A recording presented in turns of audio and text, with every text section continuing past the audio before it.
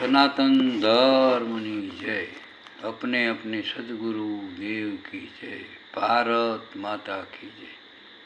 આજે આપણે ભગવાને આ જગત શા માટે બનાવ્યું?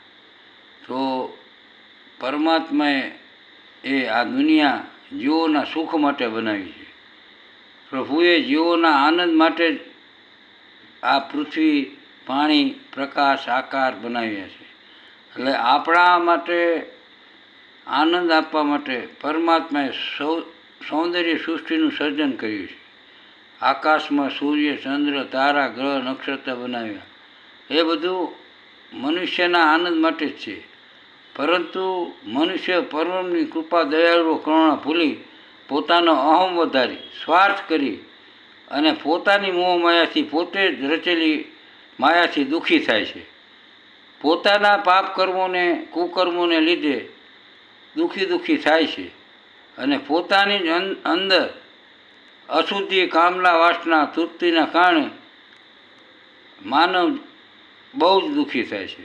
પોતાની અપેક્ષા, ઈચ્છા, વાસના એ અધૂરી રહે એટલે માણસ દુઃખી થઈ જાય. અને રાવણ, કંસ જેવાની પણ વાસના પૂરી નથી.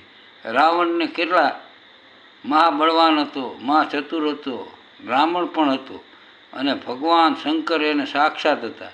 છતાં એ જીવનમાં પોતાની એક ઈચ્છા તૃપ્તિ માટે માતા સીતાને હરી લાવ્યો અને આખા કુળનો નાશ કરાયો. અને જ્યારે વિભીક્ષણ પરમાત્માના શરણે આવી ગયો, રામના શરણે, તો એના લંકાનગરીનું રાજ મળ્યું. એટલે એ શરણાગતિ સંપૂર્ણ ભાવ હતો. એટલે આજે જો હનુમાનજીની દાસાનું દાસ ભક્તિ અને શરણાગતિ સંપૂર્ણ, ગામે ગામ હનુમાનજીના મંદિર છે.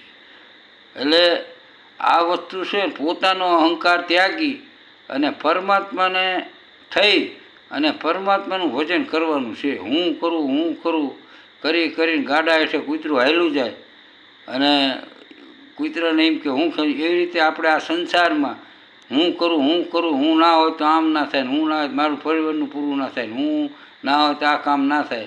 એટલે એ આપણો અહંકાર જ આપણું પતન કરાવે છે.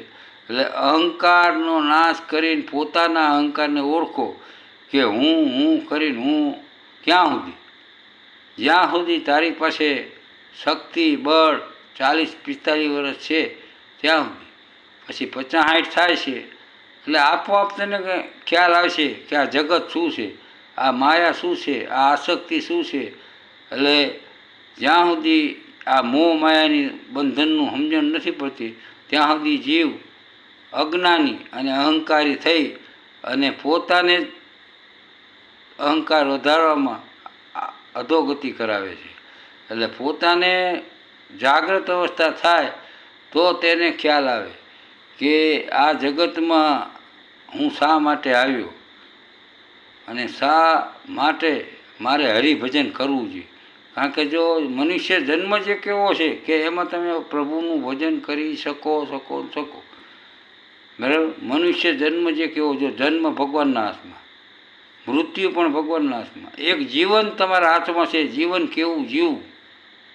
બહોત ગઈ થોડી રહી વ્યાકુળ મન મત હો, ધીરજ સબકા મિત્ર હૈ કઈ કમાઈ મત ખો.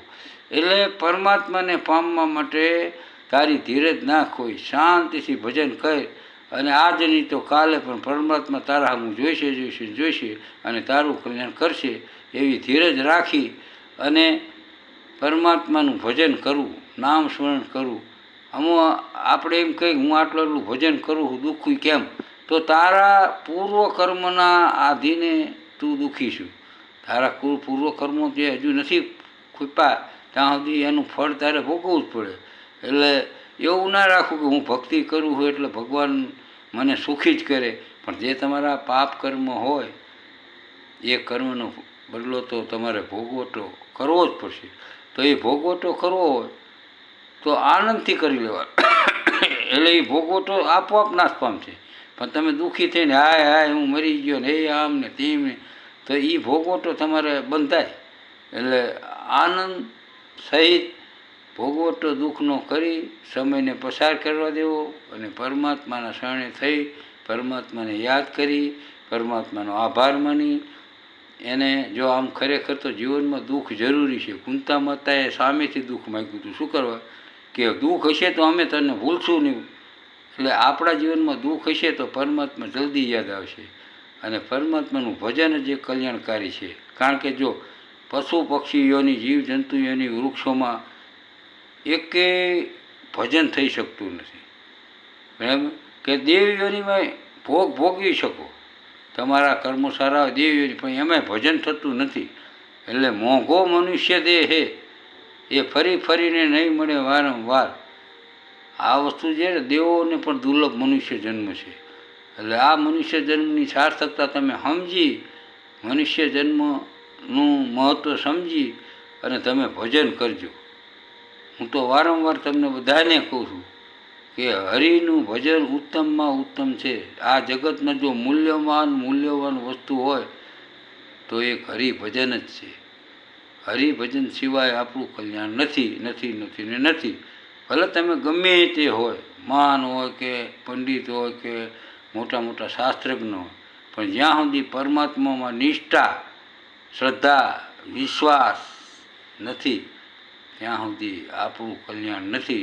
એટલે પરમાત્માની ભક્તિ કરવા માટે મન, બુદ્ધિ, ચિત્ત ને અહંકાર, આ ત્રણ અંતઃકરણ શુદ્ધ કરો એટલે આપોઆપ અંતઃકરણોની બાજુમાં જ આત્માનો વાસ છે. એ ફાઇનલ છે, એમાં કોઈ શંકા નથી. એટલે તમારું અંતઃકરણ શુદ્ધ થશે એટલે આત્માનું તમને આપોઆપ દર્શન થશે.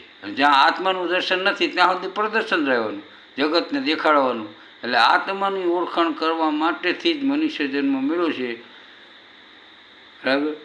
એટલે ખાક મેં ખપી જાના રે બંદો, મીઠી છે મિલે જાના, થોડા કરો રે અભિમાન, એક દિન પવન છે ઉડી જાના.